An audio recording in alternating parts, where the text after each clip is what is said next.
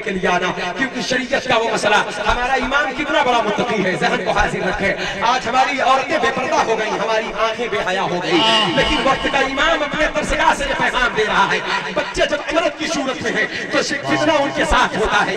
امام محمد بڑے خوبصورت تھے، بڑے حسین تھے، بڑے جمیل تھے، زلفیں حسین تھی ان کی۔ کہا بیٹا بڑے ہو جانا تب پڑھنے آنا، جاؤ اپنی والدہ کو کہہ دو کہ ابھی امام صاحب نے میرا نام نہیں لکھا۔ کہا حضور امی کا حکم ہے درسگاہ میں داخلہ لے لے۔ امام اعظم کہتے بیٹا جب ایسی بات ہے تو جاؤ تم قرآن حفظ کر کے آؤ۔ قرآن حفظ کرنے میں عموماً 3 سال 4 سال کا ٹائم گزر جاتا ہے، تو جب تک قرآن حفظ کرو گے تب تک کچھ پڑھ جاؤ گے، داڑھی پر ریخ آ جائے گی، چہرے پر کچھ بال آ جائیں گے، جاؤ قرآن حفظ کر کے آؤ۔ کہتے حضور ٹھیک ہے، قرآن حفظ کرنے گئے۔ آپ نے علماء سے سنا ہے میرے اعلیٰ حضرت نے غوث اعظم کے در کی برکت سے 1 مہینے میں حافظہ کیا ہے۔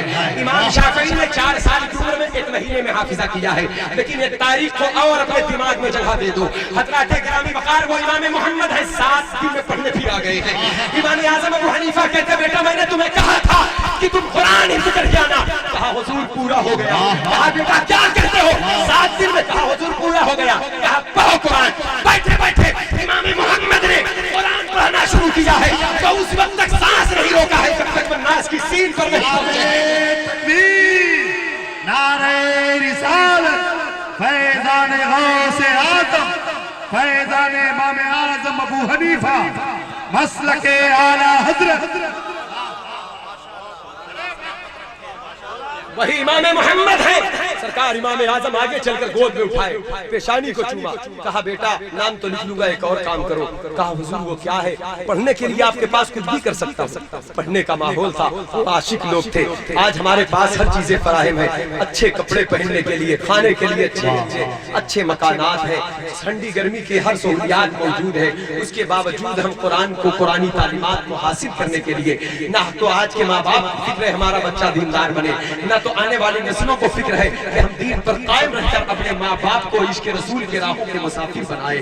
لیکن کل کا دور تھا، ماں باپ چاہتے تھے میرا بیٹا عالم ربانی بن جائے، اور بیٹا چاہتا تھا میرے ماں باپ جنت کی راہوں کے مسافر بن جائے۔ آج ہم کو مغربی تہذیب و تمدن نے ہمارا بنا دیا ہے۔ ہمارے گھر میں سنت مصطفیٰ کا درخت لگنے کے بجائے ہم نے اپنے گھروں میں بے حیائی بے غیرتی کا لباس پہنا دیا ہے۔ یہی وجہ ہے کہ ہمارے گھر سے دین نکل گیا تو ہم رسوا ہو گئے۔ اللہ نے عزت کا تاج ہمارے سر پر رکھا تھا، کرمنا بنی آدم کا تاج ہمارے سر پر رکھا تھا، اشرف المخلوقات بنایا ہے۔ یہی علم، یہی تقویٰ ہے جس کے معیار پر اللہ نے انسان کو اشرف المخلوقات اور فرشتوں سے اشرف اور تمام مخلوق میں اعلیٰ بنایا تھا۔ لیکن جب انسان نے خوف خدا کو دل سے نکالا، علم کی دستار کو جب سر سے نیچے اتار کر پیروں پر رگڑنا شروع کیا، قرآن جب ہمارے گھر پر تاکوں کی زینت بن کر رہ گیا، یہ علم رسول صرف کتابوں میں محفوظ رہ گیا، سینے میں داخل نہ ہو سکا۔ آنے والی نسلیں کلمہ پڑھنے کے بجائے، درود و نعت پڑھنے کے بجائے فلمی نغمات میں مبتلا ہو گئی، تو ہمارے گھر سے برکتیں دور ہو گئی، رحمتیں دور ہو گئی، ماں باپ کی بے قدری ہونے لگی، بڑوں کی عزت ہٹ گئی، چھوٹوں سے پیار ہٹ گیا، یہاں تک کہ کفار ہم پر غالب آئے اور ہم ذلیل و خوار ہو کر رہ گئے۔ لیکن میرے دوستو صدیوں کا بہکا ہوا مسافر اگر راہ راست پر آ جائے تو اسے بہکا ہوا نہیں کہا جاتا۔ قرآن وہی ہے، اسلام وہی ہے، اذان وہی ہے، عبادت وہی ہے، اسلام وہی ہے، غوث وہی ہے، خواجہ وہی ہے۔ فرق یہ ہے کہ ہم بدل جائیں، ہم غلام بن جائیں، ہم وفادار ہو جائیں۔ آؤ ذرا دیکھو، امام اعظم ابو حنیفہ نے کہا بیٹا نام تو لکھ دوں گا لیکن ایک کام کرو۔ کہا حضور وہ کیا ہے؟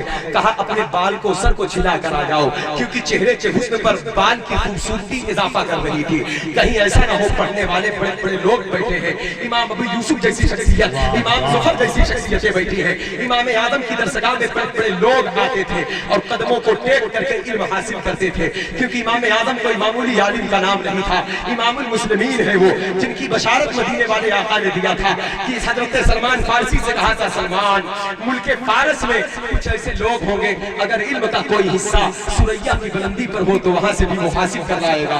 امام اعظم ابو حنیفہ ہے، جب آپ کے کہنے پر امام محمد نے سر چھلایا، سر چھلا کر آئے تو امام ابو یوسف کہتے ہیں کہ امام محمد اور خوبصورت دکھنے لگے، تو امام اعظم مسکراتے کہتے ہیں اللہ جسے حسن عطا کرے اسے کون چھین سکتا ہے۔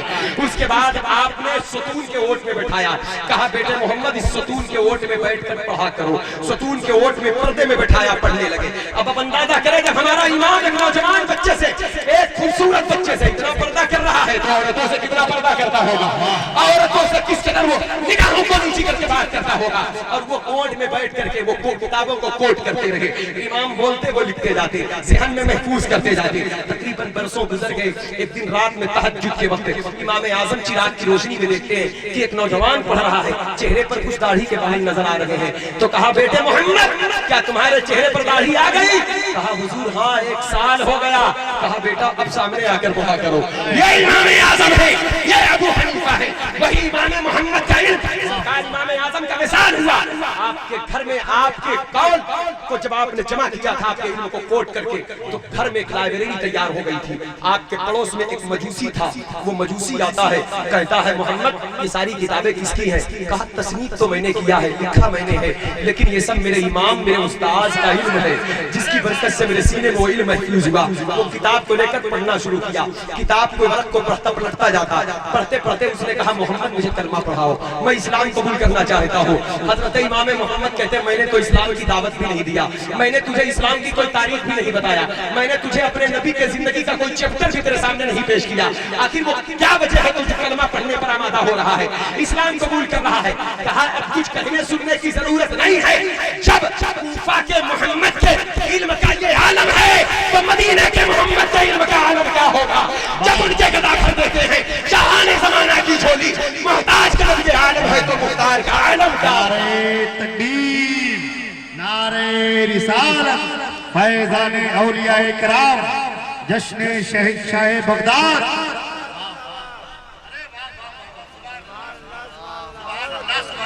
मेरे आका से पूछा था हजरत खालिद इब्न वलीद ने, एक साइल ने पूछा था, सरकार खालिद इब्न वलीद की रिवायत है, पूछा था, या रसूल अल्लाह सबसे बड़ा आलिम कौन है? मेरे नबी ने फरमाया था, जो सबसे ज्यादा अल्लाह से डरने वाला है। अब इस बात को दिमाग में रखिए, खौफे खुदा एक ऐसा लिबास है जो इसे पहन लेता है तो उसकी आंखों से गफलत के पर्दे हट जाते हैं, हया की चादर आ जाती है, उसकी जबान बेलगाम नहीं रहती। मौजूदा दौर में बेहयाई बेगैरती जो फैली है, मोबाइल के स्क्रीन पर हमारी नई नस्लें देखती रहती हैं, उसमें क्या है वो देखने वाला जाने, लेकिन देखने वाला जब कोई बेहया चीज देखता है तो अपने माँ बाप से छुपा कर देखता है, बहन भाई से छुपा कर देखता है, रिश्तेदार अजीज से छुपा कर देखता है, और उसका नफ्स कहता है कोई देख नहीं रहा है, जी भर के देख ले। लेकिन जो कलमा पढ़ा है, सीने में अगर ईमान की बू बाकी है, तो वो कलमे की बरकतें आवाज देती हैं कि कोई देखे या ना देखे, खुदा देख रहा है। यही मोड़ को खौफे खुदा कहते हैं। इमाम मोहम्मद का एक शागिर्द, ये तो इमाम आजम के शागिर्द इमाम मोहम्मद, इनके शागिर्द मोहम्मद बिन इदरीस शाफई हैं। ये इमाम शाफई कौन है? ये बगदाद की जमीन पर हारून रशीद का दौर खिलाफत है, जो अब्बासी खलीफा है। उस दौर में एक अजीब मसला खड़ा हुआ बगदाद की जमीन पर। मसला ये था कि हारून रशीद की बीवी जुबैदा खातून ने रात की तारीकी में अपने शौहर से चिड़चिड़ा कर कहा कि हारून रशीद तू जहन्नमी है।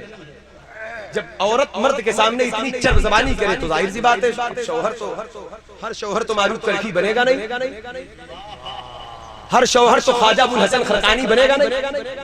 ये ख्वाजा अबुल हसन खरकानी थे, मुरीद होने के लिए साहिल पहुंचा है, बीवी घर में थी, कहते हजरत कहाँ है? कहा कौन हजरत? कहा रे सरकार अबुल हसन खरकानी। कहा उस ढोंगी से मिलने आए हो? बेवकूफ बनाता है, चूतिया बनाता है। कहा क्या बात करती हो? उसकी विलायत की तूती बोलती है। बायजीद बुस्तामी जैसा शख्स मजार से उठकर उसे मुरीद करता है। वो अबुल हसन खरकानी, वो सुल्तान महमूद गजनवी के पीर।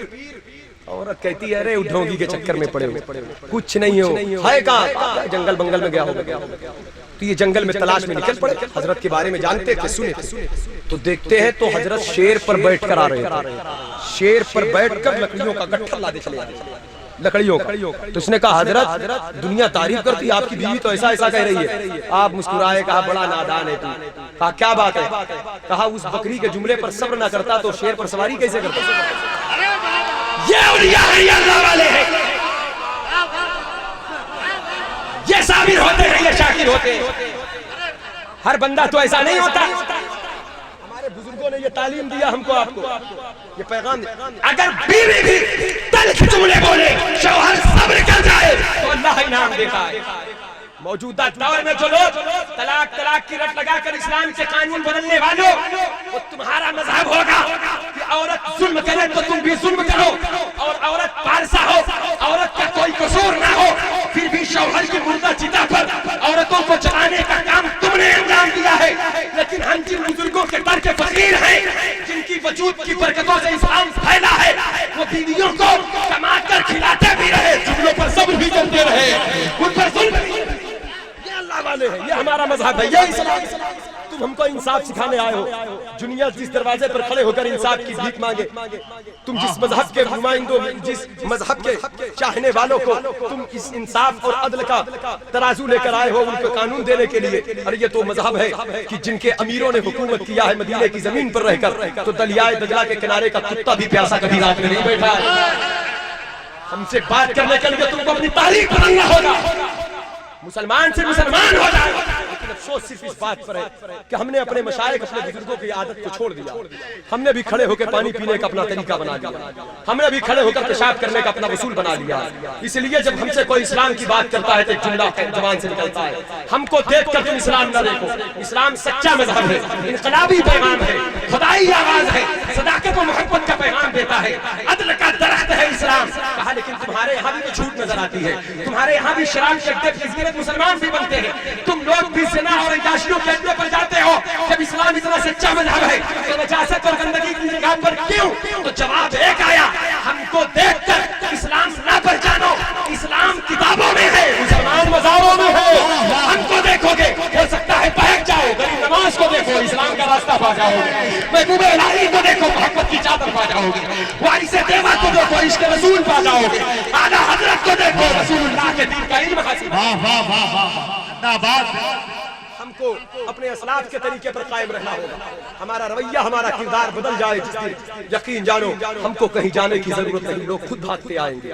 چلتے چلتے ایک روایت آپ دیکھیں، وہ امام محمد کے شاگرد امام شافعی، تو ہارون رشید کو جب جہنمی زبیدہ نے کہا تھا تو ہارون رشید بھی غصے میں آئے، بادشاہ تھے، صوفی ہوتا تب صبر کرتا، تم لوگوں کا مقام ہے، پتھر کھائیں کہے جا اللہ تیرا بھلا، تو ان لوگوں کا مقام۔ تو کہا زبیدہ اگر میں جہنمی ہوں تو جا تیری طلاق ہو۔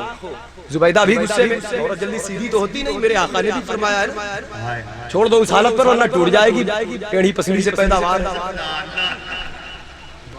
اللہ ہماری ماں بہنوں کو رابعہ بصری کی کنیز بنا دے، مخدومہ فاطمہ کی کنیز بنا دے، یہ ہماری ماں بہنیں ہیں، یہ تو عورتیں ہیں۔ حضرات گرامی وقار روض الریاحین میں ایک روایت نقل کی گئی ہے، فرماتے ہیں ایک بہت بڑے امیر شخص تھے، ان کی ایک بیٹی تھی،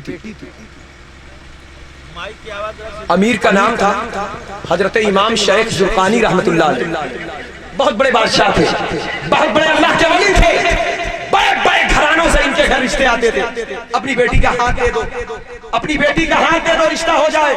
امام صاحب رشتہ کو ترک کر دیتے تھے، بار بار رشتے کو ترک کرتے، تو ایک دن امام زرقانی کی بیٹی نے کہا ابو آپ اتنا پریشان کیوں رہتے ہیں؟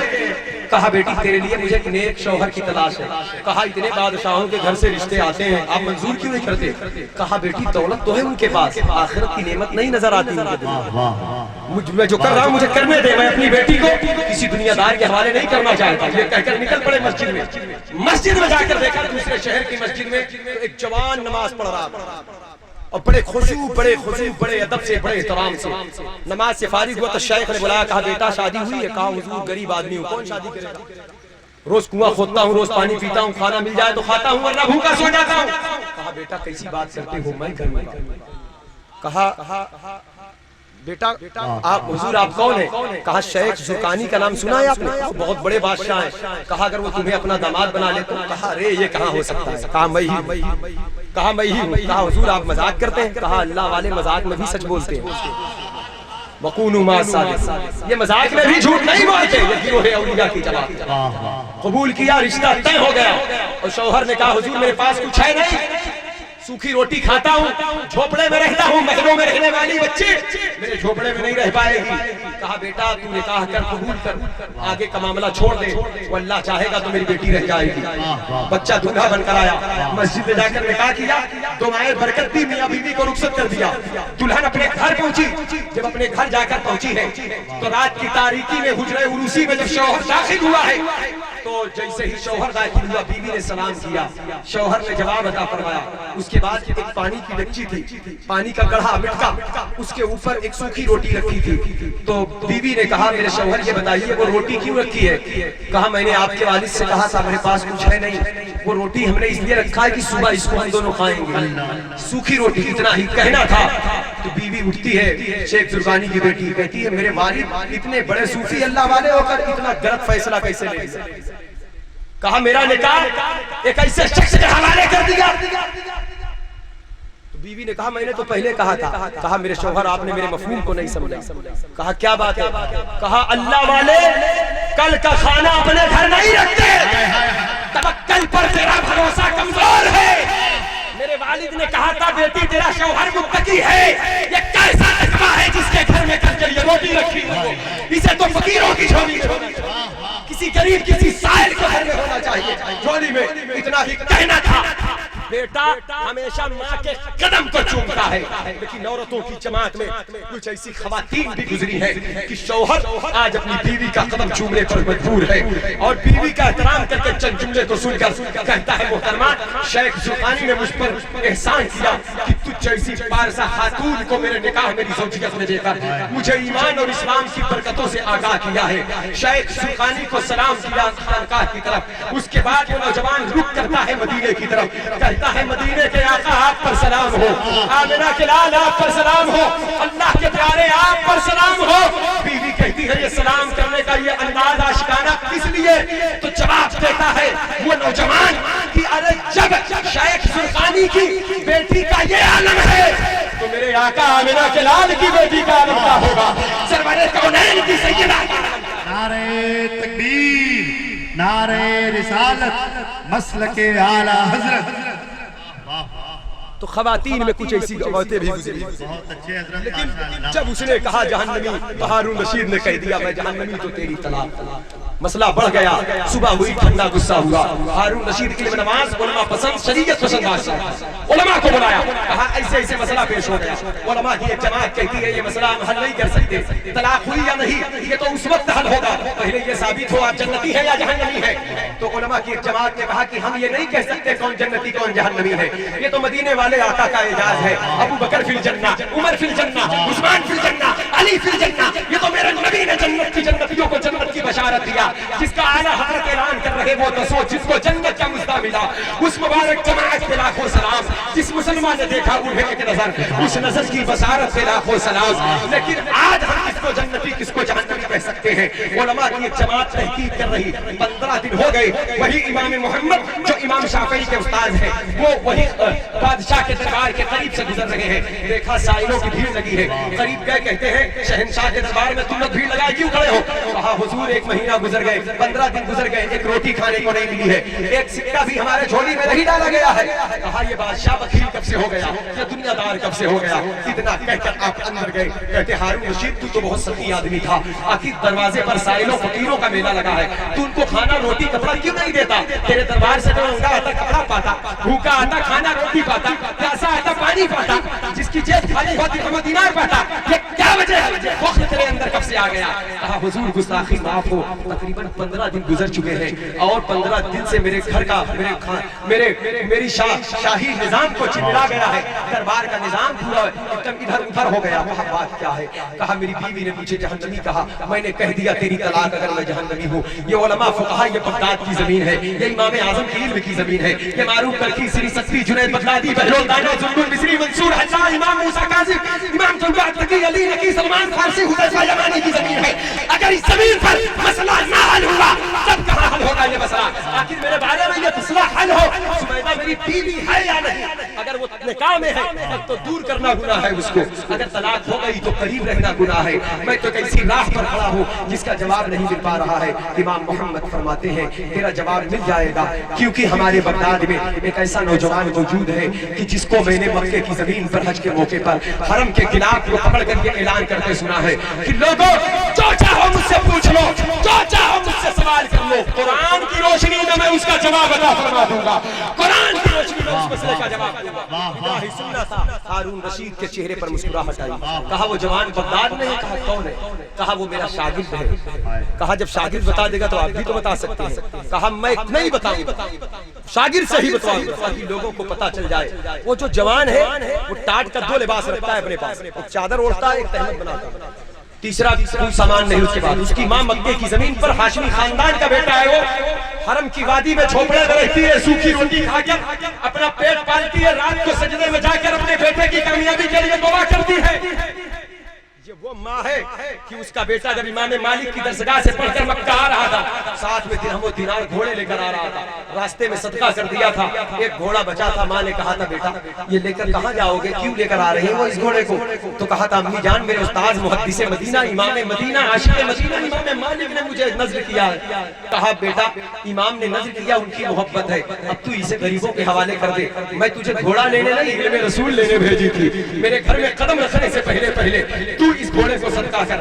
وہ ماں مکے کی زمین پر رہتی ہے, اس کا بیٹا بغداد میں ہے جو امام مالک کی درسگاہ سے فیضیاب ہے, اور امام اعظم کا علم میرے ذریعے سے لینے کے لیے کوفہ بغداد آیا. آج وہ جوانی کے عالم میں بغداد کی گلیوں میں چلتا ہے. لوگ اسے پاگل سمجھ کے پتھر مارتے ہیں, لوگ اسے مستان قلندر کہتے ہیں, لیکن لوگوں کو اندازہ نہیں اس کا علم کہاں تک ہے. کہا اس کا نام کیا ہے؟ کہا وہ محمد بن ادریس شافعی ہے, جس کو دنیا امام شافعی کہا کرتی ہے. وہ محمد بن ادریس شافعی اتنا کہنا تھا, بلایا جائے امام شافعی کو. قاصد روانہ کیا امام محمد نے. امام شافعی نے جواب عطا فرمایا, حضور آپ جانتے ہو مجھے درویشوں فقیروں علماء کی بارگاہ اچھی لگتی ہے, بادشاہوں کے ہاں جانا میرے مزاج میں نہیں ہے. کہا بیٹا علم دین اصول مصطفیٰ قانون رسول کے لحاظ و پاش کے لیے تجھے دربار میں آنا ہے. اتنا ہی کہنا تھا. امام شافعی استاذ کے حکمت پر لبیک کہے. دربار میں جیسے ہی آپ پہنچتے ہیں تو امام محمد کے کہنے پر آپ آگے گئے. ہارون رشید سے پوچھا تیرا سوال کیا ہے؟ اس نے سوال کیا. امام صاحب فرماتے جواب دوں گا, لیکن وہ جو عزت کی جگہ ہے جہاں تو بیٹھا ہے اس جگہ کو چھوڑ, وہ میری جگہ ہے. تو مجھے اس کو ٹاٹ میں مت دے. علم بلند ہے, تقویٰ بلند ہے. اللہ نے دنیا میں جس کو جو عزت دیا ہے وہ درہم و دینار دولت حسن صورت کی بنیاد پر نہیں, وہ علم اور تقویٰ کی بنیاد پر ہے. اس لیے تو بادشاہ ہے, اس مسئلے میں تو بادشاہ نہیں ہے کیونکہ یہ علم تیرے پاس نہیں ہے. اس لیے سائلوں کے سر میں نیچے آ جا, اوپر کی جگہ میرے لیے چھوڑ دے. مرتا کیا نہ کرتا, بڑوں کے پاس دولت والوں کے پاس کے جملہ کہنا یہ سب کی بس کی بات نہیں ہے. امام شافعی کا حصہ تھا. حضرات جناب وقار وہ نیچے آیا, آپ جا کر عزت کے تخت پر مسند نشین ہوئے. پھر آپ نے کہا سوال کیا ہے؟ اس نے کہا میری بیوی نے جہنمی کہا. میں نے کہا جہنمی ہوں تو تیری طلاق ہو. اب اس جملے کو آپ غور سے سن لیں اور آج کی اس محفل پاک سے غوث اعظم کے در کا فیض لیتے ہوئے اپنے گھر لے کر جائیں. امام صاحب نے جواب کے لیے بہت کتابوں کا مطالعہ نہیں کروایا تھا, 2 جملے میں مسئلے کو حل کیا تھا. انشاءاللہ آپ بھی یاد رکھیں گے مجھ گنہگار کی زبان سے جو جملے نکلے آپ اسے دل میں جگہ دیں, اور بڑے پیر اپنی دعاؤں کے صدقے میں ہم سب کو عمل کی توفیق دے دے. آج جب امام صاحب نے کہا کیا بتا, تیرا سوال میں نے سن لیا, اب جواب سن لے. کیا تو نے کبھی اللہ کے خوف سے گناہ کو چھوڑا ہے؟ تو بادشاہ ہے, دربار ہے تیرا, تیرے یہاں مصر اور ترک کی خوبصورت کنیزیں عورتیں رہتی ہیں. کبھی تیری نگاہ ان کے چہرے پر اٹھی ہوگی, ان کے حسن کو دیکھ کر دوبارہ دیکھنے کو طبیعت چاہی ہوگی, نفس نے زور مارا ہوگا. تو کیا کسی طاقت نے تجھے روکا ہے انہیں نہ دیکھنے سے؟ ان کو ہوس کا شکار کرنا, نفس کا نے شکار کرنا چاہا ہوگا, تم نے اپنے نفس کو روکا. کہا ہاں نفس نے تو کئی بار چاہا, لیکن ایک طاقت مجھے روک دیتی ہے. کہا وہ طاقت کون سی ہے؟ کہا وہ اللہ کا خوف ہے. کوئی دیکھے یا نہ دیکھے اللہ دیکھ رہا ہے. مقدمے ہوتے ہیں, آتے فیصلہ کرتا ہے, تو بادشاہ ہے. کبھی کبھی دولت والے اپنے حق کا فیصلہ, امیروں کا فیصلہ غریبوں کے حق میں, غریبوں کے حق کا فیصلہ امیر لوگ اپنے حق میں لینے کے لیے درہم و دینار کی تھیلی دکھاتے ہیں. کبھی رشوت کو ٹھوکر مارا ہے حق کو واضح کرنے کے لیے. کہا حضور ہاں ایسا بھی کئی بار ہوا ہے. تو امام صاحب فرماتے ہیں اگر تو اپنے قول کے مطابق سچا ہے تو میں کہتا ہوں طلاق واقع نہیں ہوئی, تیری بیوی تیرے نکاح میں ہے, تو جنتی ہے. اتنا ہی کہنا تھا, علماء کھڑے ہو گئے, اعتراض قائم کیا. علماء کے سامنے یہ جملہ بول دینا. لوگوں نے کہا حضرت علامہ آ جائے, بس بات وقت ہو گیا. نعرہ تکبیر, نعرہ رسالت, مسلک اعلیٰ حضرت, جشن عید میلاد النبی. نعرہ تکبیر, نعرہ رسالت. ماشاءاللہ ماشاءاللہ سبحان اللہ. دیکھیے ہمارے آپ کے مابین خطیب اہل سنت ناشر مسلک اعلیٰ حضرت مبلغ اسلام علامہ شاہ نعمان اختر فائق الجمالی صاحب ضلع نیوادہ بہار, جو اپنی پوری شان و شوکت کے ساتھ منبر نور پر جلوہ بار ہیں. حضرت کے پاکیزہ خطاب نایاب سے فیضیاب ہونا. حضور اجازت, آپ لوگ بیٹھ جا. سبحان اللہ. حضرت کے جمال جہاں آرا کی زیارت کریں, محبت کے ساتھ جس ماحول میں تھے اسی ماحول میں بیٹھ جائیں. درود شریف پڑھ لے بار اللہ رب محمد صلی اللہ علیہ وسلم نحن عباد محمد صلی اللہ علیہ وسلم. فرمایا امام صاحب نے اگر تو اپنے قول کے مطابق سچا ہے میں کہتا ہوں تو جنتی ہے, طلاق نہیں ہوئی. علماء نے کہا یہ سوکھی روٹی کھانے والے شخص کا کیا پتا علم کیا چیز ہے, اس کے کہنے سے کسی کو جنتی جہنمی نہیں کہا جا سکتا. امام شافعی کو جلال آیا, آپ نے کہا سوکھی روٹی کھانے والی ماں کا بیٹا کبھی بے دلیل بات نہیں کرتا. اگر تم کو شک ہے تو قرآن کی آیت کو دیکھو. فرمایا وَأَمَّا مَنْ خَافَ مَقَامَ رَبِّهِ وَنَهَى النَّفْسَ عَنِ الْهَوَىٰ فَإِنَّ الْجَنَّةَ هِيَ الْمَأْوَىٰ. اللہ نے فرمایا جس نے اپنے نفس کو گناہوں سے باز رکھا اور اللہ کے حضور کھڑے ہونے سے ڈر گیا اس کا ٹھکانہ جنت ہے. وَلِمَنْ خَافَ مَقَامَ رَبِّهِ جَنَّتَانِ. جو رب کے حضور کھڑے ہونے سے ڈر گیا اس کے لیے دو جنتیں ہیں, جنت عدن بھی ہے اس کے لیے, جنت نعیم بھی ہے اس کے لیے. تو میرے دوستو آج ہمارے پاس سب کچھ ہے, آج ہم جنت میں جانا چاہتے ہیں, جنت کی نعمتوں کو سن کر مسرور ہوتے ہیں, لیکن ہماری آنکھیں بے حیا ہو گئی, ہمارے پاؤں برائی کی راہ کی طرف جاتے ہیں, مسجد کی آواز پر لبیک نہیں کہتے. لیکن دوستو چلتے چلتے اپنے آپ کو مسجد کے حوالے کرو, اپنے آپ کو سنت رسول کے حوالے کرو. میرے نبی نے فرمایا تھا بندہ جب سجدے میں ہوتا ہے تو رب سے بہت قریب ہوتا ہے. کتنا قریب ہوتا ہے, کتنا قریب ہوتا ہے. آج بھی آپ کے مسجد کے محراب و منبر کی آواز یہی ہے کہ عبد اور معبود کے درمیان کے پردے اٹھا دے نماز, خالق و مخلوق کی ملاقات کا ذریعہ ہے نماز, ساجد و مسجود کی گفتگو کا طریقہ ہے نماز, انسان کو خدا کی بارگاہ تک پہنچا دے نماز, ایک انقلابی پیغام ہے نماز, ایک خدائی آواز ہے نماز, ایک مستحکم ضابطۂ حیات ہے نماز, انسانی ہدایت و رہنمائی کا روشن چراغ ہے نماز, انسان کے پھسلتے ہوئے قدم کو صراط مستقیم پر گامزن کر دے نماز, خدا کے ذکر کے لیے قائم کرو نماز, بری اور بے حیائی باتوں سے روکے نماز, رسول اللہ کی آنکھوں کی ٹھنڈک ہے نماز, دین کا ستون ہے نماز, اسلام کی شان ہے نماز, مومن کی پہچان ہے نماز, نجات کا سامان ہے نماز, مغفرت کا اعلان ہے نماز, اللہ کی رضا ہے نماز, مصطفیٰ کی ادا ہے نماز, کربلا کی آواز ہے نماز, زینب کی آنسوؤں کی خیرات ہے نماز, سکینہ کی آنکھوں کی برکت ہے نماز, غوث اعظم کی عبادت ہے نماز, خواجہ کی تبلیغ ہے نماز, محبوب الہی کی محبت کی چادر ہے نماز, بابا فرید کی فقر اور درویشی کی برکت ہے نماز, صابر قدیر کا صبر ہے نماز, وارث دیوا کا عشق ہے نماز, اعلیٰ حضرت کا فتویٰ ہے نماز, مفتی اعظم کا تقویٰ ہے نماز, مجاہد ملت کا کردار ہے نماز, حافظ ملت کا معیار ہے نماز. نماز وہ عبادت ہے جب محبت میں سر جھکتا ہے تو کعبہ نظر آتا ہے, جب دل جھکتا ہے تو گنبد خضرا نظر آتا ہے. جسے تو گرا سمجھتا ہے ہزار سجدوں سے دیتا ہے آدمی کو نجات, اور یا نبی دل ہے تیرے عشق میں چلنے کے لیے, جان بےتاب ہے فرقت میں نکلنے کے لیے, تیرے وہ شاخ کے چہروں پہ جو آتا ہے عرق پورے لے جاتی ہے پوشاک میں ملنے کے لیے. ہم خوف خدا کی راہوں کے مسافر بن جائے, سنت مصطفیٰ ہمارا لباس ہو, ہم جہاں کہیں گے یا غوث المدد وہی غوث اعظم موجود ہوں گے. پیروں کے آپ پیر ہے یا غوث المدد, عالم کے دستگیر ہے یا غوث المدد, صدقہ رسول پاک کا جھولی میں ڈال دو, ہم قادری فقیر ہے یا غوث المدد. مجھ سے بولنے میں قصدن سامن کوئی غلطی کرتا ہو اللہ معاف فرمائے. استغفر اللہ الذی, پڑھ لے میرے ساتھ, استغفر اللہ کل ذنوبی یا ستار یا غفار, بحق شیخ عبد القادر جیلانی, بحق شیخ خواجہ معین الدین اجمیری, وما علینا الا البلاغ. السلام علیکم.